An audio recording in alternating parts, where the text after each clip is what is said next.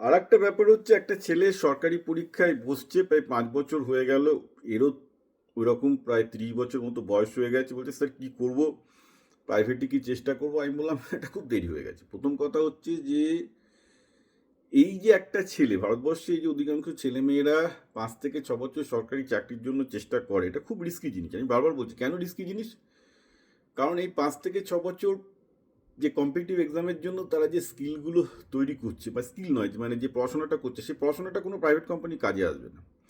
আজকে যদি এরকম হতো যে ভারতের সরকারি চাকরি পেতে গেলে ভালো করে পাইথন কোডিং শিখতে হবে, ভালো করে কোনো আইটিএস টুলগুলো শিখতে হবে, বিভিন্ন আইটি সিস্টেমের টুল শিখতে হবে, ইআরপি সিস্টেমের টুল শিখতে হবে, যেটা বাইরে হওয়া উচিত ভারতবর্ষে, বা কোনো কিছু সিআরএম, কাস্টমার সার্ভিস ম্যানেজমেন্টের টুল শিখতে হবে। এটা যদি আজকে সরকারি চাকরি পাওয়ার জন্য ক্রাইটেরিয়া হতো, তাহলে কেউ যদি সরকারি চাকরির জন্য 2 বছর, 3 বছর, 4 বছর, 5 বছর, 10 বছর চেষ্টা করলে কোনো ক্ষতি হতো না, কারণ কি সেই স্কিলটা সে প্রাইভেট নিয়ে সে প্রাইভেট একটা কোনো একটা জায়গায় চান্স পেত।